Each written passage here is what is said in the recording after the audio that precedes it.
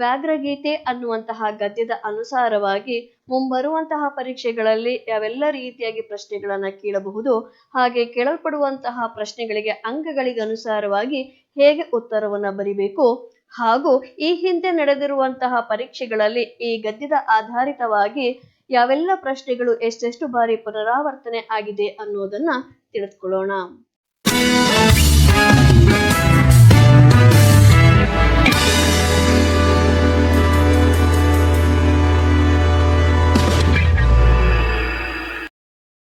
ಉದ್ದಿಷ್ಟಾನುಸಾರ ಪ್ರಾಮುಖ್ಯತೆಯಲ್ಲಿ ನೋಡುವುದಾದ್ರೆ ಸ್ಮರಣೆಯ ವಿಭಾಗದಲ್ಲಿ 17 ಪ್ರಶ್ನೆಗಳು 19 ಅಂಕಗಳಿಗೆ, ಗ್ರಹಿಕೆ ವಿಭಾಗದಲ್ಲಿ 11 ಪ್ರಶ್ನೆಗಳು 15 ಅಂಕಗಳಿಗೆ, ಹಾಗೆ ಸುಲಭದ ಪ್ರಶ್ನೆಗಳು 11 ಪ್ರಶ್ನೆಗಳನ್ನ 41 ಅಂಕಗಳಿಗೆ ಕೇಳುವಂತಹ ಸಾಧ್ಯತೆ ಇದೆ.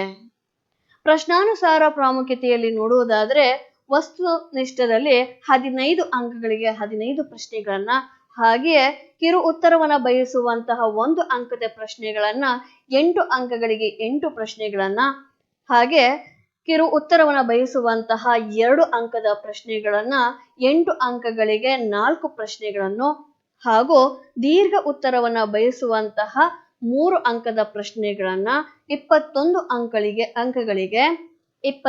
ಅಂಕಗಳಿಗೆ 7 ಪ್ರಶ್ನೆಗಳನ್ನ ಕೇಳಬಹುದಾಗಿದೆ. ಮತ್ತು ದೀರ್ಘ ಉತ್ತರವನ್ನ ಬಯಸುವಂತಹ 4 ಅಂಕದ ಪ್ರಶ್ನೆಗಳನ್ನ 8 ಅಂಕಗಳಿಗೆ 2 ಪ್ರಶ್ನೆಗಳನ್ನ, ಹಾಗೂ ದೀರ್ಘ ಉತ್ತರವನ್ನ ಬಯಸುವಂತಹ 5 ಅಂಕದ ಪ್ರಶ್ನೆಗಳನ್ನ 15 ಅಂಕಗಳಿಗೆ 3 ಪ್ರಶ್ನೆಗಳನ್ನ ಕೇಳಬಹುದಾಗಿದೆ. ಒಟ್ಟಾರೆಯಾಗಿ ಈ ಗದ್ಯದ ಅನುಸಾರವಾಗಿ 75 ಅಂಕಗಳಿಗೆ 39 ಪ್ರಶ್ನೆಗಳನ್ನ ಸೃಷ್ಟಿ ಮಾಡಬಹುದಾಗಿದೆ. ಮೊದಲನೆಯ ಪ್ರಶ್ನೆ, ತೃತೀಯ ವಿಭಕ್ತಿ ಕಾರಕಾರ್ಥ. ಆಯ್ಕೆಗಳು ಕರ್ತಾರ್ಥ, ಕರ್ಣಾರ್ಥ, ಅಪಾದಾನ, ಸಂಪ್ರದಾನ. ಈ ಪ್ರಶ್ನೆಯನ್ನು 1 ಅಂಕಕ್ಕೆ ಕೇಳಬಹುದಾಗಿದೆ. ಈ ಹಿಂದೆ 4 ಬಾರಿ ಈ ಪ್ರಶ್ನೆ ಪುನರಾವರ್ತನೆಯಾಗಿದೆ. ಇದು ನೇರವಾಗಿ ಕೇಳಲ್ಪಟ್ಟಿರುವಂತಹ ಪ್ರಶ್ನೆಯಾಗಿದೆ. ಇದು ಸ್ಮರಣೆಯ ವಿಭಾಗದ ಸುಲಭದ ಪ್ರಶ್ನೆಯಾಗಿದೆ. ಈ ಪ್ರಶ್ನೆಗೆ ಉತ್ತರ ಕರ್ಣಾರ್ಥ. ಮುಂದಿನ ಪ್ರಶ್ನೆ, ಚತುರ್ಥಿ ವಿಭಕ್ತಿಯ ಕಾರಕಾರ್ಥವಿದು. ಆಯ್ಕೆ ಸಂಪ್ರದಾನ, ಕರ್ಮಾರ್ಥ, ಅಧಿಕರಣ, ಸಂಬಂಧ. ಈ ಪ್ರಶ್ನೆಯನ್ನು 1 ಅಂಕಕ್ಕೆ ಕೇಳಲಾಗುತ್ತದೆ. ಈ ಹಿಂದೆ 2 ಬಾರಿ ಕೇಳಲಾಗಿದೆ. ಇದು ನೇರವಾಗಿ ಕೇಳಲ್ಪಟ್ಟಿರುವಂತಹ ಪ್ರಶ್ನೆಯಾಗಿದೆ. ಇದು ಸ್ಮರಣೆ ವಿಭಾಗದ ಸುಲಭದ ಪ್ರಶ್ನೆಯಾಗಿದೆ. ಈ ಪ್ರಶ್ನೆಗೆ ಉತ್ತರ ಸಂಪ್ರದಾನ. ಮುಂದಿನ ಪ್ರಶ್ನೆ, ಸಾವಿತ್ರಿಯಲ್ಲಿ ಈ ಪದದಲ್ಲಿರುವ ವಿಭಕ್ತಿಯ ಹೆಸರು. ಆಯ್ಕೆ ದ್ವಿತೀಯ, ತೃತೀಯ, ಪಂಚಮಿ, ಸಪ್ತಮಿ. ಈ ಪ್ರಶ್ನೆಯನ್ನು 1 ಅಂಕಕ್ಕೆ ಕೇಳಲಾಗುತ್ತದೆ. ಈ ಹಿಂದೆ 2 ಬಾರಿ ಈ ಪ್ರಶ್ನೆಯನ್ನು ಕೇಳಲಾಗಿದೆ. ಇದು ನೇರವಾಗಿ ಕೇಳಲ್ಪಟ್ಟಿರುವಂತಹ ಪ್ರಶ್ನೆಯಾಗಿದೆ. ಸ್ಮರಣೆಯ ವಿಭಾಗದ ಸುಲಭದ ಪ್ರಶ್ನೆಯಾಗಿದೆ. ಈ ಪ್ರಶ್ನೆಗೆ ಉತ್ತರ ಸಪ್ತಮಿ. ಮುಂದಿನ ಪ್ರಶ್ನೆ, ಸಾವಿತ್ರಿಗೆ ಈ ಪದದಲ್ಲಿರುವ ವಿಭಕ್ತಿಯ ಹೆಸರು. ಪ್ರಥಮ, ದ್ವಿತೀಯ, ತೃತೀಯ, ಚತುರ್ಥಿ. ಈ ಪ್ರಶ್ನೆಯನ್ನು 1 ಅಂಕಕ್ಕೆ ಕೇಳಲಾಗುತ್ತದೆ. ಈ ಹಿಂದೆ 2 ಬಾರಿ ಕೇಳಲಾಗಿದೆ. ಇದು ನೇರವಾಗಿ ಕೇಳಲ್ಪಟ್ಟಿರುವಂತಹ ಪ್ರಶ್ನೆಯಾಗಿದೆ. ಇದು ಸ್ಮರಣೆಯ ವಿಭಾಗದ ಸುಲಭದ ಪ್ರಶ್ನೆಯಾಗಿದೆ. ಈ ಪ್ರಶ್ನೆಗೆ ಉತ್ತರ ಚತುರ್ಥಿ. ಮುಂದಿನ ಪ್ರಶ್ನೆ, ಷಷ್ಠಿ ವಿಭಕ್ತಿಯ ಕಾರಕಾರ್ಥ. ಆಯ್ಕೆಗಳು ಸಂಬಂಧ, ಅಧಿಕರಣ, ಸಂಪ್ರದಾನ, ಅಪಾದಾನ. ಈ ಪ್ರಶ್ನೆಯನ್ನು 1 ಅಂಕಕ್ಕೆ ಕೇಳಲಾಗುತ್ತದೆ. ಈ ಹಿಂದೆ 2 ಬಾರಿ ಪುನರಾವರ್ತನೆಯಾಗಿದೆ. ಇದು ನೇರವಾಗಿ ಕೇಳಲ್ಪಟ್ಟಿರುವಂತಹ ಪ್ರಶ್ನೆಯಾಗಿದೆ. ಇದು ಸ್ಮರಣೆಯ ವಿಭಾಗದ ಸುಲಭದ ಪ್ರಶ್ನೆಯಾಗಿದೆ. ಈ ಪ್ರಶ್ನೆಗೆ ಉತ್ತರ ಸಂಬಂಧ.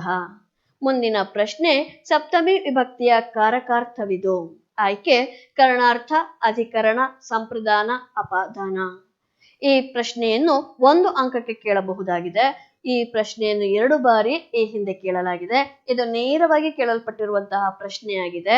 ಇದು ಸ್ಮರಣೆ ವಿಭಾಗದ ಸುಲಭದ ಪ್ರಶ್ನೆಯಾಗಿದೆ. ಈ ಪ್ರಶ್ನೆಗೆ ಉತ್ತರ ಅಧಿಕರಣ. ಮುಂದಿನ ಪ್ರಶ್ನೆ, ಸಾವಿತ್ರಿಯೊಳ್ ಈ ಪದದಲ್ಲಿರುವ ವಿಭಕ್ತಿ. ಆಯ್ಕೆ ದ್ವಿತೀಯ, ತೃತೀಯ, ಪಂಚಮಿ, ಸಪ್ತಮಿ. ಈ ಪ್ರಶ್ನೆಯನ್ನು 1 ಅಂಕಕ್ಕೆ ಕೇಳಲಾಗಿದೆ. ಈ ಹಿಂದೆ 2 ಬಾರಿ ಪುನರಾವರ್ತನೆಯಾಗಿದೆ. ಇದು ನೇರವಾಗಿ ಕೇಳಲ್ಪಟ್ಟಿರುವಂತಹ ಪ್ರಶ್ನೆಯಾಗಿದೆ. ಇದು ಸ್ಮರಣೆ ವಿಭಾಗದ ಸುಲಭದ ಪ್ರಶ್ನೆಯಾಗಿದೆ. ಈ ಪ್ರಶ್ನೆಗೆ ಉತ್ತರ ಸಪ್ತಮಿ. ಮುಂದಿನ ಪ್ರಶ್ನೆ, ಲೋಕದೋಳ್ ಎಂಬ ಪದದಲ್ಲಿರುವ ವಿಭಕ್ತಿ. ಆಯ್ಕೆ ಪ್ರಥಮ, ತೃತೀಯ, ಪಂಚಮಿ, ಸಪ್ತಮಿ. ಈ ಪ್ರಶ್ನೆಯನ್ನು 1 ಅಂಕಕ್ಕೆ ಕೇಳಲಾಗುತ್ತದೆ. ಈ ಹಿಂದೆ 2 ಬಾರಿ ಕೇಳಲಾಗಿದೆ. ಇದು ನೇರವಾಗಿ ಕೇಳಲ್ಪಟ್ಟಿರುವಂತಹ ಪ್ರಶ್ನೆಯಾಗಿದೆ. ಇದು ಸ್ಮರಣೆ ವಿಭಾಗದ ಸುಲಭದ ಪ್ರಶ್ನೆಯಾಗಿದೆ. ಈ ಪ್ರಶ್ನೆಗೆ ಉತ್ತರ ಸಪ್ತಮಿ. ಮುಂದಿನ ಪ್ರಶ್ನೆ, ಕೆಳಗಿನವುಗಳಲ್ಲಿ ಮೊದಲೆರಡು ಪದಗಳಿಗಿರುವ ಸಂಬಂಧದಂತೆ ಮೂರನೆಯ ಪದಕ್ಕೆ ಸರಿಹೊಂದುವ ಸಂಬಂಧಿ ಪದವನ್ನು ಬರೆಯಿರಿ. ಜಲದಿಂ ತೃತೀಯ ರಾಯಂಗೆ ಡ್ಯಾಶ್. ಈ ಪ್ರಶ್ನೆಯನ್ನು 1 ಅಂಕಕ್ಕೆ ಕೇಳಲಾಗುತ್ತದೆ. ಈ ಹಿಂದೆ ಒಮ್ಮೆ ಕೇಳಲಾಗಿದೆ. ಇದು ನೇರವಾಗಿ ಕೇಳಲ್ಪಟ್ಟಿರುವಂತಹ ಪ್ರಶ್ನೆಯಾಗಿದೆ. ಗ್ರಹಿಕೆ ವಿಭಾಗದ ಸಾಧಾರಣ ಪ್ರಶ್ನೆಯಾಗಿದೆ. ಈ ಪ್ರಶ್ನೆಗೆ ಉತ್ತರ ಚತುರ್ಥಿ. ಮುಂದಿನ ಪ್ರಶ್ನೆ, ರಾತ್ರಿಯನ್ನು ದ್ವಿತೀಯ ವಿಭಕ್ತಿ ನೆಮ್ಮದಿಯಿಂದ ಡ್ಯಾಶ್. ಈ ಪ್ರಶ್ನೆಯನ್ನು 1 ಅಂಕಕ್ಕೆ ಕೇಳಲಾಗುತ್ತದೆ. ಈ ಹಿಂದೆ ಒಮ್ಮೆ ಕೇಳಲಾಗಿದೆ. ಇದು ನೇರವಾಗಿ ಕೇಳಲ್ಪಟ್ಟಿರುವಂತಹ ಪ್ರಶ್ನೆಯಾಗಿದೆ. ಇದು ಗ್ರಹಿಕೆ ವಿಭಾಗದ ಸಾಧಾರಣ ಪ್ರಶ್ನೆಯಾಗಿದೆ. ಈ ಪ್ರಶ್ನೆಗೆ ಉತ್ತರ ತೃತೀಯ. ಮುಂದಿನ ಪ್ರಶ್ನೆ, ಭರತ ಕ್ಷೇತ್ರದೊಳ್ ಸಪ್ತಮಿ ನೆಲನಂ ಡ್ಯಾಶ್. ಈ ಪ್ರಶ್ನೆಯನ್ನು 1 ಅಂಕಕ್ಕೆ ಕೇಳಲಾಗಿದೆ. ಈ ಹಿಂದೆ ಒಮ್ಮೆ ಕೇಳಲಾಗಿದೆ. ಇದು ನೇರವಾಗಿ ಕೇಳಲ್ಪಟ್ಟಿರುವಂತಹ ಪ್ರಶ್ನೆಯಾಗಿದೆ. ಇದು ಗ್ರಹಿಕೆ ವಿಭಾಗದ ಸಾಧಾರಣ ಪ್ರಶ್ನೆಯಾಗಿದೆ. ಈ ಪ್ರಶ್ನೆಗೆ ಉತ್ತರ ದ್ವಿತೀಯ. ಮುಂದಿನ ಪ್ರಶ್ನೆ, ಸಾವಿತ್ರಿಯಂ ದ್ವಿತೀಯ ಮರದೊಳ್ ಡ್ಯಾಶ್. ಈ ಪ್ರಶ್ನೆಯನ್ನು 1 ಅಂಕಕ್ಕೆ ಕೇಳಲಾಗುತ್ತದೆ. ಈ ಹಿಂದೆ ಒಮ್ಮೆ ಕೇಳಲಾಗಿದೆ. ಇದು ನೇರವಾಗಿ ಕೇಳಲ್ಪಟ್ಟಿರುವಂತಹ ಪ್ರಶ್ನೆಯಾಗಿದೆ. ಇದು ಗ್ರಹಿಕೆ ವಿಭಾಗದ ಸಾಧಾರಣ ಪ್ರಶ್ನೆಯಾಗಿದೆ. ಈ ಪ್ರಶ್ನೆಗೆ ಉತ್ತರ ಸಪ್ತಮಿ. ಮುಂದಿನ ಪ್ರಶ್ನೆ, ನೊಳವಿಂಗೆ ಚತುರ್ಥಿ ಮರೆಯಂ ಡ್ಯಾಶ್. ಈ ಪ್ರಶ್ನೆಯನ್ನು 1 ಅಂಕಕ್ಕೆ ಕೇಳಲಾಗುತ್ತದೆ. ಈ ಹಿಂದೆ 2 ಬಾರಿ ಕೇಳಲಾಗಿದೆ. ಇದು ನೇರವಾಗಿ ಕೇಳಲ್ಪಟ್ಟಿರುವಂತಹ ಪ್ರಶ್ನೆಯಾಗಿದೆ. ಇದು ಗ್ರಹಿಕೆ ವಿಭಾಗದ ಸಾಧಾರಣ ಪ್ರಶ್ನೆಯಾಗಿದೆ. ಈ ಪ್ರಶ್ನೆಗೆ ಉತ್ತರ ದ್ವಿತೀಯ. ಮುಂದಿನ ಪ್ರಶ್ನೆ, ಹುಲಿಗೆ ಪರಮಾನಂದವಾಗಲು ಕಾರಣವೇನು? ಈ ಪ್ರಶ್ನೆಯನ್ನು 1 ಅಂಕಕ್ಕೆ ಕೇಳಲಾಗುತ್ತದೆ. ಈ ಹಿಂದೆ 2 ಬಾರಿ ಕೇಳಲಾಗಿದೆ. ಇದು ನೇರವಾಗಿ ಕೇಳಲ್ಪಟ್ಟಿರುವಂತಹ ಪ್ರಶ್ನೆಯಾಗಿದೆ. ಇದು ಸ್ಮರಣೆ ವಿಭಾಗದ ಸುಲಭದ ಪ್ರಶ್ನೆಯಾಗಿದೆ. ಈ ಪ್ರಶ್ನೆಗೆ ಉತ್ತರ ಶಾನುಭೋಗರ ದುಂಡು ದುಂಡಾದ ಶರೀರವನ್ನು ನೋಡಿ ಹುಲಿಗೆ ಪರಮಾನಂದವಾಯಿತು. ಮುಂದಿನ ಪ್ರಶ್ನೆ, ಶಾನುಭೋಗರಿಗೆ ತಲೆ ಸುತ್ತಲು ಕಾರಣವೇನು? ಈ ಪ್ರಶ್ನೆಯನ್ನು 1 ಅಂಕಕ್ಕೆ ಕೇಳಲಾಗುತ್ತದೆ. ಈ ಹಿಂದೆ ಒಮ್ಮೆ ಕೇಳಲಾಗಿದೆ. ಇದು ನೇರವಾಗಿ ಕೇಳಲ್ಪಟ್ಟಿರುವಂತಹ ಪ್ರಶ್ನೆಯಾಗಿದೆ. ಇದು ಸ್ಮರಣೆಯ ವಿಭಾಗದ ಸುಲಭದ ಪ್ರಶ್ನೆಯಾಗಿದೆ. ಈ ಪ್ರಶ್ನೆಗೆ ಉತ್ತರ ತಮ್ಮ ಮುಖದರ್ಶನವಾಗದಂತೆ ಹುಲಿಯಿಂದ ತಪ್ಪಿಸಿಕೊಳ್ಳುವ ದೊಂಬರಾಟದಲ್ಲಿ ಶಾನುಭೋಗರಿಗೆ ತಲೆ ಸುತ್ತಲಾರಂಭಿಸಿತು. ಮುಂದಿನ ಪ್ರಶ್ನೆ, ಶಾನುಭೋಗರ ಬ್ರಹ್ಮಾಸ್ತ್ರ ಯಾವುದು? ಈ ಪ್ರಶ್ನೆಯನ್ನು 1 ಅಂಕಕ್ಕೆ ಕೇಳಲಾಗುತ್ತದೆ. ಈ ಹಿಂದೆ 4 ಬಾರಿ ಪುನರಾವರ್ತನೆ ಆಗಿದೆ. ಇದು ನೇರವಾಗಿ ಕೇಳಲ್ಪಟ್ಟಿರುವಂತಹ ಪ್ರಶ್ನೆಯಾಗಿದೆ. ಇದು ಸ್ಮರಣೆಯ ವಿಭಾಗದ ಸುಲಭದ ಪ್ರಶ್ನೆಯಾಗಿದೆ. ಈ ಪ್ರಶ್ನೆಗೆ ಉತ್ತರ ಶಾನುಭೋಗರ ಬ್ರಹ್ಮಾಸ್ತ್ರ ಕೀರ್ತಿ ಪುಸ್ತಕ. ಮುಂದಿನ ಪ್ರಶ್ನೆ, ಹಸಿದು ಮಲಗಿದ್ದ ಹುಲಿಯು ಏನೆಂದು ಯೋಚಿಸಿತು? ಈ ಪ್ರಶ್ನೆಯನ್ನು 1 ಅಂಕಕ್ಕೆ ಕೇಳಲಾಗುತ್ತದೆ. ಈ ಹಿಂದೆ 3 ಬಾರಿ ಕೇಳಲಾಗಿದೆ. ಇದು ನೇರವಾಗಿ ಕೇಳಲ್ಪಟ್ಟಿರುವಂತಹ ಪ್ರಶ್ನೆಯಾಗಿದೆ. ಇದು ಸ್ಮರಣೆಯ ವಿಭಾಗದ ಸುಲಭದ ಪ್ರಶ್ನೆಯಾಗಿದೆ. ಈ ಪ್ರಶ್ನೆಗೆ ಉತ್ತರ ಹಸಿದು ಮಲಗಿದ್ದ ಹುಲಿಯು ವಿಧಿ ಆಹಾರಕ್ಕೆ ಏನನ್ನು ಒದಗಿಸುವುದೋ ಎಂದು ಯೋಚಿಸಿತು. ಮುಂದಿನ ಪ್ರಶ್ನೆ, ಶಾನುಭೋಗರ ರಾಜಭಕ್ತಿಯ ಲಾಂಛನ ಯಾವುದಾಗಿತ್ತು? ಈ ಪ್ರಶ್ನೆಯನ್ನು 1 ಅಂಕಕ್ಕೆ ಕೇಳಲಾಗುತ್ತದೆ. ಈ ಹಿಂದೆ ಒಮ್ಮೆ ಕೇಳಲಾಗಿದೆ. ಇದು ನೇರವಾಗಿ ಕೇಳಲ್ಪಟ್ಟಿರುವಂತಹ ಪ್ರಶ್ನೆಯಾಗಿದೆ. ಇದು ಸ್ಮರಣೆಯ ವಿಭಾಗದ ಸುಲಭದ ಪ್ರಶ್ನೆಯಾಗಿದೆ. ಈ ಪ್ರಶ್ನೆಗೆ ಉತ್ತರ ಕೀರ್ತಿ ಪುಸ್ತಕ ಶಾನುಭೋಗರ ರಾಜಭಕ್ತಿಯ ಲಾಂಛನವಾಗಿತ್ತು. ಮುಂದಿನ ಪ್ರಶ್ನೆ, ಶಾನುಭೋಗರನ್ನು ಮೂರ್ಛೆಯಿಂದ ಎಚ್ಚರಿಸಿದವರು ಯಾರು? ಈ ಪ್ರಶ್ನೆಯನ್ನು 1 ಅಂಕಕ್ಕೆ ಕೇಳಲಾಗುತ್ತದೆ. ಈ ಹಿಂದೆ ಒಮ್ಮೆ ಕೇಳಲಾಗಿದೆ. ಇದು ಪರೋಕ್ಷವಾಗಿ ಕೇಳಲ್ಪಟ್ಟಿರುವಂತಹ ಪ್ರಶ್ನೆಯಾಗಿದೆ. ಇದು ಸ್ಮರಣೆ ವಿಭಾಗದ ಸುಲಭದ ಪ್ರಶ್ನೆ. ಈ ಪ್ರಶ್ನೆಗೆ ಉತ್ತರ ಚಿಕ್ಕನಾಯಕನಹಳ್ಳಿಗೆ ತೆಂಗಿನಕಾಯಿ ತೆಗೆದುಕೊಂಡು ಹೋಗಿದ್ದ ರೈತರು ಶಾನುಭೋಗರನ್ನು ಮೂರ್ಛೆಯಿಂದ ಎಚ್ಚರಿಸಿದರು. ಮುಂದಿನ ಪ್ರಶ್ನೆ, ಶಾನುಭೋಗರು ತಮ್ಮ ಹಳ್ಳಿಯನ್ನು ತಲುಪಬೇಕಾದರೆ ಯಾವ ಕಣಿವೆಯನ್ನು ದಾಟಿ ಹೋಗಬೇಕಾಗಿತ್ತು? ಈ ಪ್ರಶ್ನೆಯನ್ನು 1 ಅಂಕಕ್ಕೆ ಕೇಳಲಾಗುತ್ತದೆ. ಈ ಹಿಂದೆ ಒಮ್ಮೆ ಕೇಳಲಾಗಿದೆ. ಇದು ಪರೋಕ್ಷವಾಗಿ ಕೇಳಲ್ಪಟ್ಟಿರುವಂತಹ ಪ್ರಶ್ನೆಯಾಗಿದೆ. ಸ್ಮರಣೆ ವಿಭಾಗದ ಸುಲಭದ ಪ್ರಶ್ನೆಯಾಗಿದೆ. ಈ ಪ್ರಶ್ನೆಗೆ ಉತ್ತರ ಶಾನುಭೋಗರು ತಮ್ಮ ಹಳ್ಳಿಯನ್ನು ತಲುಪಬೇಕಾದರೆ ಮದಲಿಂಗನ ಕಣಿವೆಯನ್ನು ದಾಟಬೇಕಾಗಿತ್ತು. ಮುಂದಿನ ಪ್ರಶ್ನೆ, ಮದಲಿಂಗನ ಕಣಿವೆಯಲ್ಲಿ ಬರುವಾಗ ಶಾನುಭೋಗರು ಏನೆಂದು ಯೋಚಿಸಿದರು? ಈ ಪ್ರಶ್ನೆಯನ್ನು 2 ಅಂಕಗಳಿಗೆ ಕೇಳಲಾಗುತ್ತದೆ. ಈ ಹಿಂದೆ 2 ಬಾರಿ ಕೇಳಲಾಗಿದೆ. ಇದು ನೇರವಾಗಿ ಕೇಳಲ್ಪಟ್ಟಿರುವಂತಹ ಪ್ರಶ್ನೆಯಾಗಿದೆ. ಸ್ಮರಣೆಯ ವಿಭಾಗದ ಸುಲಭದ ಪ್ರಶ್ನೆ. ಈ ಪ್ರಶ್ನೆಗೆ ಉತ್ತರ, ಶಾನುಭೋಗರು ಮದಲಿಂಗನ ಕಣಿವೆಯನ್ನು ದಾಟಿ ಹೋಗಬೇಕಿತ್ತು. ಕಾಡು ದಾರಿ ಆದರೂ ಬೆಳದಿಂಗಳ ದಿನ ಸ್ವಲ್ಪ ದೊಡ್ಡ ಹೆಜ್ಜೆ ಹಾಕಿದರೆ ಊಟದ ಹೊತ್ತಿಗೆ ಊರು ಸೇರಿಕೊಳ್ಳಬಹುದು ಎಂದುಕೊಂಡು ಬೇಗ ಬೇಗ ನಡೆದರು. ಆದರೂ ಕಣಿವೆಗೆ ಬರುವ ವೇಳೆಗೆ ಆಗಲೇ ರಾತ್ರಿ ಹೆಜ್ಜೆ ಇಟ್ಟಿತ್ತು. ಹಸಿವಿನ ಜೊತೆಗೆ ಭಯವೂ ಸೇರಿ ಅವರ ಕಾಲು ಮತ್ತಷ್ಟು ಚುರುಕಾಯಿತು. ಮುಂದಿನ ಪ್ರಶ್ನೆ, ಹುಲಿಯು ಹಿಂದಿನಿಂದ ಹಾರಿ ಕೊಲ್ಲದಿರಲು ಕಾರಣಗಳೇನು? ಈ ಪ್ರಶ್ನೆಯನ್ನು 2 ಅಂಕಗಳಿಗೆ ಕೇಳಲಾಗುತ್ತದೆ. ಈ ಹಿಂದೆ 2 ಬಾರಿ ಕೇಳಲಾಗಿದೆ. ಇದು ನೇರವಾಗಿ ಕೇಳಲ್ಪಟ್ಟಿರುವಂತಹ ಪ್ರಶ್ನೆಯಾಗಿದೆ. ಇದು ಗ್ರಹಿಕೆ ವಿಭಾಗದ ಸುಲಭದ ಪ್ರಶ್ನೆಯಾಗಿದೆ. ಈ ಪ್ರಶ್ನೆಗೆ ಉತ್ತರ, ಭರತಖಂಡದ ಹುಲಿಗಳು ಹಿಂದಿನಿಂದ ಹಾರಿ ಕೊಲ್ಲುವುದಿಲ್ಲ. ಏಕೆಂದರೆ ಶತ್ರುಗಳಾದರೂ ಸರಿಯೇ ಬೆನ್ನು ತಿರುಗಿಸಿರುವಾಗ ಕೊಲ್ಲುವುದು ಧರ್ಮವಲ್ಲ. ಆದ್ದರಿಂದ ಹುಲಿಯು ಶಾನುಭೋಗರ ಬೆನ್ನ ಹಿಂದಿನಿಂದ ಹಾರಿ ಕೊಲ್ಲಲಿಲ್ಲ. ಮುಂದಿನ ಪ್ರಶ್ನೆ, ಶಾನುಭೋಗರು ಮೂರ್ಛೆಯಲ್ಲಿದ್ದಾಗ ನಡೆದ ಘಟನೆಗಳನ್ನು ವಿವರಿಸಿ. ಈ ಪ್ರಶ್ನೆಯನ್ನು 2 ಅಂಕಗಳಿಗೆ ಕೇಳಲಾಗುತ್ತದೆ. ಈ ಹಿಂದೆ 2 ಬಾರಿ ಕೇಳಲಾಗಿದೆ. ಇದು ನೇರವಾಗಿ ಕೇಳಲ್ಪಟ್ಟಿರುವಂತಹ ಪ್ರಶ್ನೆಯಾಗಿದೆ. ಇದು ಗ್ರಹಿಕೆ ವಿಭಾಗದ ಸಾಧಾರಣ ಪ್ರಶ್ನೆಯಾಗಿದೆ. ಈ ಪ್ರಶ್ನೆಗೆ ಉತ್ತರ, ಭರತಖಂಡದ ಹುಲಿಗಳು ಹಿಂದಿನಿಂದ ಹಾರಿ ಕೊಲ್ಲುವುದಿಲ್ಲ. ಏಕೆಂದರೆ ಶತ್ರುಗಳಾದರೂ ಸರಿಯೇ ಬೆನ್ನು ತಿರುಗಿಸಿರುವಾಗ ಕೊಲ್ಲುವುದು ಧರ್ಮವಲ್ಲ. ಆದ್ದರಿಂದ ಹುಲಿಯು ಶಾನುಭೋಗರ ಬೆನ್ನ ಹಿಂದಿನಿಂದ ಹಾರಿ ಕೊಲ್ಲಲಿಲ್ಲ. ಮುಂದಿನ ಪ್ರಶ್ನೆ, ಹುಲಿ ನಿರಾಶೆಯಿಂದ ಕೋಪಗೊಂಡು ಗರ್ಜಿಸಿ ಏಕೆ ಪಲಾಯನ ಮಾಡಿತು? ಈ ಪ್ರಶ್ನೆಯನ್ನು 2 ಅಂಕಗಳಿಗೆ ಕೇಳಲಾಗುತ್ತದೆ. ಈ ಹಿಂದೆ 2 ಬಾರಿ ಕೇಳಲಾಗಿದೆ. ಇದು ಪರೋಕ್ಷವಾಗಿ ಕೇಳಲ್ಪಟ್ಟಿರುವಂತಹ ಪ್ರಶ್ನೆಯಾಗಿದೆ. ಗ್ರಹಿಕೆ ವಿಭಾಗದ ಸಾಧಾರಣ ಪ್ರಶ್ನೆ. ಈ ಪ್ರಶ್ನೆಗೆ ಉತ್ತರ, ಎತ್ತುಗಳು ಮುಂದೆ ಹೋಗದೆ ಕಣಿ ಹಾಕಿಕೊಂಡವು. ಅದೇ ವೇಳೆಗೆ ಎದೆ ನಡುಗುವಂತೆ ಹುಲಿಯ ಗರ್ಜನೆ ಕೇಳಿಸಿತು. ಎತ್ತುಗಳು ಗಂಟೆಯ ಶಬ್ದವನ್ನು ಕೇಳಿದ ಹುಲಿ ಕೆಲವು ನಿಮಿಷ ತಡೆದು ನೋಡಿತು. ನಂತರ ರೈತರ ಮಾತು ಕೇಳಿ ಬಂದ ಮೇಲೆ ಹುಲಿಯು ನಿರಾಶೆಯಿಂದಲೂ ಕೋಪದಿಂದಲೂ ಗರ್ಜಿಸಿ ಪಲಾಯನ ಮಾಡಿತು. ಮುಂದಿನ ಪ್ರಶ್ನೆ, ಲೇಖಕರ ಪರಿಚಯ. ಎ.ಎನ್. ಮೂರ್ತಿರಾವ್. ಈ ಪ್ರಶ್ನೆಯನ್ನು 3 ಅಂಕಗಳಿಗೆ ಕೇಳಲಾಗುತ್ತದೆ. ಈ ಹಿಂದೆ 2 ಬಾರಿ ಪುನರಾವರ್ತನೆಯಾಗಿದೆ. ಇದು ನೇರವಾಗಿ ಕೇಳಲ್ಪಟ್ಟಿರುವಂತಹ ಪ್ರಶ್ನೆಯಾಗಿದೆ. ಮಕ್ಕಳೇ, ಲೇಖಕರ ಪರಿಚಯವನ್ನ ವಾಕ್ಯ ರೂಪದಲ್ಲೇ ಬರಿಬೇಕು. ಇದು ಸ್ಮರಣೆಯ ಸಾಧಾರಣ ಪ್ರಶ್ನೆಯಾಗಿದೆ. ಲೇಖಕರ ಪರಿಚಯ.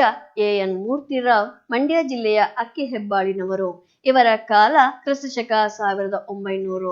ಇವರು ಹಗಲುಗನಸುಗಳು, ಅಲೆಯುವ ಮನ, ಅಪರವಯಸ್ಕನ ಅಮೆರಿಕ ಯಾತ್ರೆ, ಮಿನುಗು ಮಿಂಚು, ಚಿತ್ರಗಳು, ಪತ್ರಗಳು, ಪೂರ್ವಸೂರಿಗಳೊಡನೆ, ಚಂಡಮಾರುತ, ದೇವರು ಮೊದಲಾದ ಕೃತಿಗಳನ್ನು ರಚಿಸಿದ್ದಾರೆ. ಇವರಿಗೆ ಕೇಂದ್ರ ಸಾಹಿತ್ಯ ಅಕಾಡೆಮಿ ಪ್ರಶಸ್ತಿ, ಪಂಪ ಪ್ರಶಸ್ತಿ ಲಭಿಸಿದೆ. ಮುಂದಿನ ಪ್ರಶ್ನೆ, ಕೆಳಗಿನ ಹೇಳಿಕೆಗಳಿಗೆ ಸಂದರ್ಭದೊಡನೆ ಸ್ವಾರಸ್ಯವನ್ನು ಬರೆಯಿರಿ. ಖಂಡವಿದೆಕೋ, ಮಾಂಸವಿದೆಕೋ, ಗುಂಡಿಗೆಯ ಬಿಸಿ ರಕ್ತವಿದೆಕೋ? ಈ ಪ್ರಶ್ನೆಯನ್ನು 3 ಅಂಕಗಳಿಗೆ ಕೇಳಲಾಗುತ್ತದೆ. ಈ ಹಿಂದೆ ಒಮ್ಮೆ ಕೇಳಲಾಗಿದೆ. ಇದು ನೇರವಾಗಿ ಕೇಳಲ್ಪಟ್ಟಿರುವಂತಹ ಪ್ರಶ್ನೆಯಾಗಿದೆ. ಇದು ಅಭಿವ್ಯಕ್ತಿ ವಿಭಾಗದ ಸಾಧಾರಣ ಪ್ರಶ್ನೆಯಾಗಿದೆ. ಆಯ್ಕೆ, ಈ ವಾಕ್ಯವನ್ನು ಎ.ಎನ್. ಮೂರ್ತಿರಾವ್ ಅವರ ಸಮಗ್ರ ಲಲಿತ ಪ್ರಬಂಧಗಳು ಎಂಬ ಸಂಕಲನದಿಂದ ಆಯ್ದ ವ್ಯಾಘ್ರಗೀತೆ ಎಂಬ ಗದ್ಯ ಭಾಗದಿಂದ ಆರಿಸಿಕೊಳ್ಳಲಾಗಿದೆ. ಸಂದರ್ಭ, ಹುಲಿ ಶಾನುಭೋಗರಿಗೆ ಅಭಿಮುಖವಾಗಲು ಪ್ರಯತ್ನಿಸಿ ವಿಫಲವಾದಾಗ ಬೆನ್ನ ಹಿಂದಿನಿಂದ ಬಿದ್ದೇ ಬಿಡಲೆ ಎಂದು ಅದರ ಮನಸ್ಸಿನಲ್ಲಿ ಗೊಂದಲ. ಆದರೆ ಆ ಗೊಂದಲ ಕ್ಷಣಕಾಲಕ್ಕಿಂತಲೂ ಹೆಚ್ಚಾಗಿ ನಿಲ್ಲಲಿಲ್ಲ. ಅದು ಸದ್ವಂಶದಲ್ಲಿ ಜನಿಸಿದ ಹುಲಿ. ಖಂಡವಿದೆಕೋ, ಮಾಂಸವಿದೆಕೋ, ಗುಂಡಿಗೆಯ ಬಿಸಿ ರಕ್ತವಿದೆಕೋ ಎಂದು ಆ ಪುಣ್ಯಕೋಟಿ ಹಸು ಆಹ್ವಾನ ಕೊಟ್ಟಾಗ ತನ್ನ ಅಜ್ಜ ಬಾಯಿ ಚಪ್ಪರಿಸಿಕೊಂಡು ಹಸುವನ್ನು ತಿನ್ನಬಹುದಾಗಿತ್ತು. ಆದರೂ ಆ ಹುಲಿರಾಯ ಸತ್ಯವ್ರತೆಯಾದ ಪುಣ್ಯಕೋಟಿಯನ್ನು ತಿನ್ನದೆ ಪ್ರಾಣ ಬಿಟ್ಟಿತು. ಅಂತಹ ಹುಲಿಯ ಮೊಮ್ಮಗನಾಗಿ ಹುಟ್ಟಿದ ನಾನು ಅಧರ್ಮಕ್ಕೆ ಕೈ ಹಾಕುವುದೇ ಎಂದು ಹುಲಿ ಯೋಚಿಸಿದ ಸಂದರ್ಭ ಇದಾಗಿದೆ. ಸ್ವಾರಸ್ಯ. ಪುಣ್ಯಕೋಟಿ ಕಥೆಯಲ್ಲಿನ ವ್ಯಾಘ್ರನ ಆದರ್ಶ ತನಗೂ ಮಾದರಿಯಾದದ್ದು ಎಂಬ ಈ ಹುಲಿಯ ಚಿಂತನೆ, ಅದರ ಧರ್ಮಶ್ರದ್ಧೆಯು ಸ್ವಾರಸ್ಯಪೂರ್ಣವಾಗಿ ವ್ಯಕ್ತವಾಗಿದೆ. ಮುಂದಿನ ಪ್ರಶ್ನೆ, ದೇವರೇ ಮರ ಹತ್ತುವಷ್ಟು ಅವಕಾಶ ಕರುಣಿಸು. ಈ ಪ್ರಶ್ನೆಯನ್ನು 3 ಅಂಕಗಳಿಗೆ ಕೇಳಲಾಗುತ್ತದೆ. ಈ ಹಿಂದೆ 2 ಬಾರಿ ಪುನರಾವರ್ತನೆಯಾಗಿದೆ. ಇದು ನೇರವಾಗಿ ಕೇಳಲ್ಪಟ್ಟಿರುವಂತಹ ಪ್ರಶ್ನೆಯಾಗಿದೆ. ಇದು ಅಭಿವ್ಯಕ್ತಿ ವಿಭಾಗದ ಸಾಧಾರಣ ಪ್ರಶ್ನೆಯಾಗಿದೆ. ಆಯ್ಕೆ: ಈ ವಾಕ್ಯವನ್ನು ಎ.ಎನ್. ಮೂರ್ತಿರಾವ್ ಅವರ ಸಮಗ್ರ ಲಲಿತಾ ಪ್ರಬಂಧಗಳು ಎಂಬ ಸಂಕಲನದಿಂದ ಆಯ್ದ ವ್ಯಾಘ್ರಗೀತೆ ಎಂಬ ಗದ್ಯ ಭಾಗದಿಂದ ಆರಿಸಿಕೊಳ್ಳಲಾಗಿದೆ. ಸಂದರ್ಭ: ಶಾನುಭೋಗರು ಕಿರ್ದಿ ಪುಸ್ತಕವನ್ನು ಹುಲಿಯ ಮುಖಕ್ಕೆ ಬಡಿದಾಗ ಹುಲಿಗೆ ಪೆಟ್ಟೇನೂ ಆಗಲಿಲ್ಲ ಎಂಬುದು ಶಾನುಭೋಗರ ಮನಸ್ಸಿಗೆ ಅರಿವಾಗಲು ಅರೆ ನಿಮಿಷ ಹಿಡಿಯಿತು. ಆ ಅರೆ ನಿಮಿಷದಲ್ಲಿ ಶಾನುಭೋಗರು ದೇವರೇ ಮರ ಹತ್ತುವಷ್ಟು ಅವಕಾಶ ಕರುಣಿಸು ಎನ್ನುತ್ತಾ ಒಂದೇ ಉಸಿರಿನಲ್ಲಿ ಮರದ ಕಡೆಗೆ ಧಾವಿಸಿದ ಸಂದರ್ಭ ಇದಾಗಿದೆ. ಸ್ವಾರಸ್ಯ: ಶಾನುಭೋಗರು ಹುಲಿಯಿಂದ ತಪ್ಪಿಸಿಕೊಳ್ಳಲು ಅವಕಾಶ ಮಾಡಿಕೊಡು ಎಂದು ದೇವರನ್ನು ಪ್ರಾರ್ಥಿಸುವುದು ಬಹು ಸ್ವಾರಸ್ಯಪೂರ್ಣವಾಗಿ ವ್ಯಕ್ತವಾಗಿದೆ.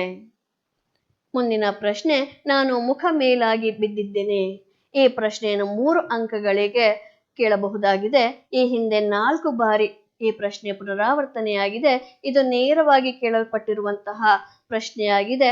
ಅಭಿವ್ಯಕ್ತಿ ವಿಭಾಗದ ಸಾಧಾರಣ ಪ್ರಶ್ನೆಯಾಗಿದೆ. ಆಯ್ಕೆ: ಈ ವಾಕ್ಯವನ್ನು ಎ.ಎನ್. ಮೂರ್ತಿರಾವ್ ಅವರ ಸಮಗ್ರ ಲಲಿತ ಪ್ರಬಂಧಗಳು ಎಂಬ ಸಂಕಲನದಿಂದ ಆಯ್ದ ವ್ಯಾಘ್ರಗೀತೆ ಎಂಬ ಗದ್ಯ ಭಾಗದಿಂದ ಆರಿಸಿಕೊಳ್ಳಲಾಗಿದೆ. ಸಂದರ್ಭ: ಈ ಮಾತನ್ನು ಶಾನುಭೋಗರು ಗಾಡಿಯವರಿಗೆ ಕೇಳಿದರು. ಶಾನುಭೋಗರು ಪ್ರಜ್ಞೆ ತಪ್ಪಿ ಬಿದ್ದಿದ್ದಾಗ ಅದೇ ದಾರಿಯಲ್ಲಿ ಗಾಡಿಯಲ್ಲಿ ಹೋಗುತ್ತಿದ್ದ ರೈತರು ಅವರ ಮುಖದ ಮೇಲೆ ನೀರೆರಚಿ ಎಚ್ಚರಿಸಿದ ಸಂದರ್ಭದಲ್ಲಿ ಅವರ ಮನಸ್ಸನ್ನೆಲ್ಲ ವಿಸ್ಮಯ ಆವರಿಸಿತ್ತು. ತಾವು ಉಳಿದದ್ದು ಹೇಗೆ? ನಿಸ್ಸಹಾಯಕರಾಗಿ ಪ್ರಜ್ಞೆ ಇಲ್ಲದೆ ಬಿದ್ದಿದ್ದಾಗ ಹುಲಿ ತಮ್ಮನ್ನು ಎಳೆದುಕೊಂಡು ಹೋಗಲಿಲ್ಲವೇಕೆ ಎಂದು ಸ್ವಲ್ಪ ಹೊತ್ತು ಯೋಚಿಸಿ ಗಾಡಿಯವರನ್ನು ನಾನು ಮುಖ ಮೇಲಾಗಿ ಬಿದ್ದಿದ್ದೇನೆ ಎಂದು ಕೇಳಿದ ಸಂದರ್ಭವಾಗಿದೆ. ಸ್ವಾರಸ್ಯ: ಹುಲಿಯು ಕೊನೆಯವರೆಗೂ ತನ್ನ ಕುಲಧರ್ಮವನ್ನು ಪಾಲಿಸಿತು ಎಂಬುದು ಇಲ್ಲಿ ಸ್ವಾರಸ್ಯಪೂರ್ಣವಾಗಿ ಮೂಡಿಬಂದಿದೆ. ಮುಂದಿನ ಪ್ರಶ್ನೆ, ಹುಲಿ ಈಗ ಎಷ್ಟು ಹಸಿದಿರಬೇಕು? ಈ ಪ್ರಶ್ನೆಯನ್ನು 3 ಅಂಕಗಳಿಗೆ ಕೇಳಲಾಗುತ್ತದೆ. ಈ ಹಿಂದೆ ಒಮ್ಮೆ ಕೇಳಲಾಗಿದೆ. ಇದು ನೇರವಾಗಿ ಕೇಳಲ್ಪಟ್ಟಿರುವಂತಹ ಪ್ರಶ್ನೆಯಾಗಿದೆ. ಇದು ಅಭಿವ್ಯಕ್ತಿ ವಿಭಾಗದ ಸಾಧಾರಣ ಪ್ರಶ್ನೆಯಾಗಿದೆ. ಆಯ್ಕೆ: ಈ ವಾಕ್ಯವನ್ನು ಎ.ಎನ್. ಮೂರ್ತಿರಾವ್ ಅವರ ಸಮಗ್ರ ಲಲಿತ ಪ್ರಬಂಧಗಳು ಎಂಬ ಸಂಕಲನದಿಂದ ಆಯ್ದ ವ್ಯಾಘ್ರಗೀತೆ ಎಂಬ ಗದ್ಯ ಭಾಗದಿಂದ ಆರಿಸಿಕೊಳ್ಳಲಾಗಿದೆ. ಸಂದರ್ಭ: ಶಾನುಭೋಗರು ಗಟ್ಟಿ ಮನಸ್ಸುಳ್ಳವರು. ಹುಲಿಯಿಂದ ತಪ್ಪಿಸಿಕೊಳ್ಳಲು ಹೋಗಿ ಕಲ್ಲನ್ನು ಎಡವಿ ಬಿದ್ದು ಪ್ರಜ್ಞೆ ತಪ್ಪುತ್ತಾರೆ. ಗಾಡಿಯವರು ಬಂದು ಇವರಿಗೆ ಎಚ್ಚರಗೊಳಿಸಿದರೂ ಅವರ ಮನಸ್ಸಿನಲ್ಲಿ ಒಂದು ವಿಸ್ಮಯ ಆವರಿಸಿತು. ನಾನು ಬದುಕುಳಿದದ್ದು ಹೇಗೆ?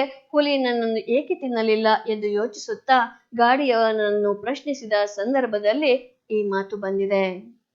ಸ್ವಾರಸ್ಯ: ಸಾವಿನ ಸಂಕಟದಿಂದ ಹೊರಬಂದ ಜೀವಕ್ಕೆ ಸಹಜವಾಗಿ ಉಂಟಾಗುವ ವಿಸ್ಮಯ ಹಾಗೂ ಹುಲಿಯ ಧರ್ಮಶ್ರದ್ಧೆಯ ಬಗ್ಗೆ ಮೆಚ್ಚುಗೆಯು ಸ್ವಾರಸ್ಯಕರವಾಗಿ ಮೂಡಿಬಂದಿದೆ. ಮುಂದಿನ ಪ್ರಶ್ನೆ, ಮೂರ್ತಿರಾಯರ ದೃಷ್ಟಿಯಲ್ಲಿ ಹುಲಿಯು ಬೇಟೆಯಾಡುವ ಬಗೆಯನ್ನು ವಿವರಿಸಿ. ಈ ಪ್ರಶ್ನೆಯನ್ನು 4 ಅಂಕಗಳಿಗೆ ಕೇಳಲಾಗುತ್ತದೆ. ಈ ಹಿಂದೆ ಒಮ್ಮೆ ಕೇಳಲಾಗಿದೆ. ಇದು ನೇರವಾಗಿ ಕೇಳಲ್ಪಟ್ಟಿರುವಂತಹ ಪ್ರಶ್ನೆಯಾಗಿದೆ. ಅಭಿವ್ಯಕ್ತಿ ವಿಭಾಗದ ಸಾಧಾರಣ ಪ್ರಶ್ನೆಯಾಗಿದೆ. ಈ ಪ್ರಶ್ನೆಗೆ ಉತ್ತರ: ಹುಲಿ ಎಂದರೆ ಕ್ರೂರ ಪ್ರಾಣಿ, ಕೊಂದು ತಿನ್ನುವುದೊಂದೇ ಅದರ ಸ್ವಭಾವ ಎಂದು ಭಾವಿಸುವವರು ಸಾಕಷ್ಟು ಜನರಿದ್ದಾರೆ. ಆದರೆ ಹುಲಿ ಆಹಾರಕ್ಕಾಗಿ ಬೇಟೆಯಾಡಿ ಪ್ರಾಣಿಗಳನ್ನು ಕೊಂದು ತಿನ್ನುವುದೇನೋ ಉಂಟು. ಆದರೆ ನಿಷ್ಪಕ್ಷಪಾತವಾದ ದೃಷ್ಟಿಯಿಂದ ನೋಡಿದರೆ ಅದರಲ್ಲಿ ತಪ್ಪೇನೂ ಇಲ್ಲ. ಯಾಕೆಂದರೆ ಅವು ಮೂಲತಃ ಮಾಂಸಾಹಾರಿಗಳು. ಶಾಖಾಹಾರವನ್ನು ತಿಂದು ಬದುಕಬಹುದಾದ ಮಾನವನೇ ಮಾಂಸವನ್ನು ತಿನ್ನಬಹುದಾದರೆ ಮಾಂಸಾಹಾರಿಯಾದ ಹುಲಿಯಲ್ಲಿ ಅದೊಂದು ದೊಡ್ಡ ಅಪರಾಧವೇನಲ್ಲ. ಅದು ಆಹಾರಕ್ಕಾಗಿ ಪ್ರಾಣಿಗಳನ್ನು ಕೊಲ್ಲುವುದರಲ್ಲೇನೂ ತಪ್ಪಿಲ್ಲ. ಆದರೆ ಹಾಗೆ ಕೊಲ್ಲುವಾಗ ಯಾವುದಾದರೊಂದು ಧರ್ಮವನ್ನು ಅನುಸರಿಸಿ ಕೊಲ್ಲುತ್ತದೆಯೇ ಅಥವಾ ಧರ್ಮ ಅಧರ್ಮಗಳ ಲೆಕ್ಕವನ್ನೇ ಇಡದೆ ಸ್ವಚ್ಛಂದದಿಂದ ವರ್ತಿಸುತ್ತದೆಯೇ ಎಂಬುದೇ ಇಲ್ಲಿ ಮುಖ್ಯ ಪ್ರಶ್ನೆ. ಹುಲಿಗೆ ಧರ್ಮವೇನು ಬಂತು ಎನ್ನಬಹುದು. ಇತರ ದೇಶಗಳಲ್ಲಿರುವ ಹುಲಿಗಳ ವಿಷಯ ಹೇಗೋ ನನಗೆ ತಿಳಿಯದು. ಆದರೆ ಭರತಖಂಡದ ಹುಲಿಗಳು ಧರ್ಮದಿಂದ ಬೇಟೆಯಾಡುತ್ತವೆ. ಯಾವ ನಾಡಿನಲ್ಲಿ ಶ್ರೀರಾಮನಂತಹ ದೊರೆಗಳು ಆಳಿದರೋ ಮಹರ್ಷಿ ವೇದವ್ಯಾಸರಿಂದ ರಚಿತವಾದ ಭಗವದ್ಗೀತೆಯಂತಹ ಗ್ರಂಥ ಉದ್ಭವಿಸಿತೋ ಇಂತಹ ಈ ಭರತ ಭೂಮಿಯಲ್ಲಿ ಜನಿಸಿದ ಹುಲಿಗಳು ಅಧರ್ಮದಿಂದ ನಡೆದುಕೊಳ್ಳುವುದಿಲ್ಲ. ಯಾರನ್ನೇ ಆಗಲಿ ಭರತ ಖಂಡದ ಹುಲಿಗಳು ಹಿಂದಿನಿಂದ ಹಾರಿ ಕೊಲ್ಲುವುದಿಲ್ಲ. ಶತ್ರುವನ್ನಾದರೂ ಸರಿಯೇ ಆತ ಬೆನ್ನು ತಿರುಗಿಸಿರುವಾಗ ಕೊಲ್ಲುವುದು ಧರ್ಮವಲ್ಲ. ಆದ್ದರಿಂದಲೇ ಹುಲಿಯು ಶಾನುಭೋಗರನ್ನು ಹಿಂದಿನಿಂದ ಹಾರಿಕೊಳ್ಳಲಿಲ್ಲ ಎಂದು ಮೂರ್ತಿರಾಯರು ಹುಲಿ ಬೇಟೆಯಾಡುವ ಬಗೆಯನ್ನು ವಿವರಿಸಿದ್ದಾರೆ. ಮುಂದಿನ ಪ್ರಶ್ನೆ, ಶಾನುಭೋಗರನ್ನು ರಕ್ಷಿಸಿದುದು ಕೀರ್ತಿ ಪುಸ್ತಕವೇ, ಹುಲಿಯ ಧರ್ಮವೇ? ಸಮರ್ಥನೆಯೊಂದಿಗೆ ವಿವರಿಸಿ. ಈ ಪ್ರಶ್ನೆಯನ್ನು 4 ಅಂಕಗಳಿಗೆ ಕೇಳಲಾಗುತ್ತದೆ. ಈ ಹಿಂದೆ 1 ಬಾರಿ ಈ ಪ್ರಶ್ನೆಯನ್ನು ಕೇಳಲಾಗಿದೆ. ಇದು ನೇರವಾಗಿ ಕೇಳಲ್ಪಟ್ಟಿರುವಂತಹ ಪ್ರಶ್ನೆಯಾಗಿದೆ. ಇದು ಅಭಿವ್ಯಕ್ತಿ ವಿಭಾಗದ ಕಠಿಣ ಪ್ರಶ್ನೆಯಾಗಿದೆ. ಈ ಪ್ರಶ್ನೆಗೆ ಉತ್ತರ: ಹುಲಿಯ ಗಮನವನ್ನು ಬೇರೆಡೆಗೆ ಸೆಳೆದು ಅರೆ ನಿಮಿಷದ ಅವಕಾಶವನ್ನು ಒದಗಿಸಿಕೊಟ್ಟು ನನ್ನ ಪ್ರಾಣವನ್ನು ರಕ್ಷಿಸಿದ್ದು ಕೀರ್ತಿ ಪುಸ್ತಕವೆಂದು ತಿಳಿದು ಅದಕ್ಕೆ ಅನಂತ ವಾತ್ಸಲ್ಯದಿಂದ ಕೃತಜ್ಞತೆಯನ್ನು ಸಲ್ಲಿಸಿದ ಶಾನುಭೋಗರ ಮನಸ್ಸನ್ನು ಗಮನಿಸಿದರೆ ಕೀರ್ತಿ ಪುಸ್ತಕವೇ ಅವರನ್ನು ರಕ್ಷಿಸಿತು ಎಂದು ತಿಳಿಯಬಹುದು. ನಿಜವಾಗಿ ನೋಡಿದರೆ ಶಾನುಭೋಗರು ಉಳಿದದ್ದು ಕೀರ್ತಿ ಪುಸ್ತಕದಿಂದಲ್ಲ, ಹುಲಿಯ ಧರ್ಮಶ್ರದ್ಧೆಯಿಂದ ಎಂದು ಹೇಳಬಹುದು. ಏಕೆಂದರೆ ಅವರ ದುಂಡು ದುಂಡಾದ ಶರೀರವನ್ನು ನೋಡಿದ ಹುಲಿಯು ಅವರು ಬೆನ್ನು ತಿರುಗಿಸಿ ನಡೆಯುತ್ತಿದ್ದಾಗ ಮೇಲೆ ಬಿದ್ದು ಕೊಲ್ಲಬಹುದಾಗಿತ್ತು. ಶಾನುಭೋಗರು ಎಚ್ಚರ ತಪ್ಪಿ ಕೆಳಗೆ ಬಿದ್ದಾಗ ಅವರನ್ನು ಎಳೆದುಕೊಂಡು ಹೋಗಿ ತಿನ್ನಬಹುದಿತ್ತು. ಏಕೆಂದರೆ ಭರತ ಖಂಡದ ಹುಲಿಗಳು ಶತ್ರುವನ್ನಾದರೂ ಸರಿ ಬೆನ್ನ ಹಿಂದಿನಿಂದ ಹಾರಿಕೊಳ್ಳುವುದಿಲ್ಲ. ಶಾನುಭೋಗರು ಬೆನ್ನ ಮೇಲೆ ಮಾಡಿ ಬಿದ್ದಿದ್ದರಿಂದ ಹುಲಿಯು ಅವರನ್ನು ತಿನ್ನದೆ ಬಿಟ್ಟಿತು. ಅದು ಕೊನೆಯವರೆಗೂ ತನ್ನ ಧರ್ಮಶ್ರದ್ಧೆಯನ್ನು ಅನುಸರಿಸಿತು. ಆದ್ದರಿಂದ ಶಾನುಭೋಗರನ್ನು ರಕ್ಷಿಸಿದ್ದು ಹುಲಿಯ ಧರ್ಮವೇ ಹೊರತು ಕೀರ್ತಿ ಪುಸ್ತಕವಲ್ಲ ಎಂದು ಹೇಳಬಹುದು. ಮಕ್ಕಳೇ, ಇದಿಷ್ಟು ಕೂಡ ವ್ಯಾಘ್ರಗೀತೆ ಗದ್ಯದ ಅನುಸಾರವಾಗಿ ಮುಂಬರುವಂತಹ ಪರೀಕ್ಷೆಗಳಲ್ಲಿ ಯಾವ ರೀತಿಯಾಗಿ ಪ್ರಶ್ನೆಗಳನ್ನ ಕೇಳಬಹುದು, ಹಾಗೆ ಕೇಳಲ್ಪಡುವಂತಹ ಪ್ರಶ್ನೆಗಳಿಗೆ ಅಂಕಗಳಿಗೆ ಅನುಸಾರವಾಗಿ ಹೇಗೆ ಉತ್ತರವನ್ನ ಬರಿಬೇಕು, ಹಾಗೂ ಈ ಹಿಂದೆ ನಡೆದಿರುವಂತಹ ಪರೀಕ್ಷೆಗಳಲ್ಲಿ ಈ ಗದ್ಯದ ಅನುಸಾರವಾಗಿ ಯಾವೆಲ್ಲ ಪ್ರಶ್ನೆಗಳು ಎಷ್ಟೆಷ್ಟು ಬಾರಿ ಪುನರಾವರ್ತನೆ ಆಗಿದೆ ಅನ್ನೋದನ್ನ ತಿಳಿದುಕೊಂಡ್ರಿ. ಧನ್ಯವಾದಗಳು.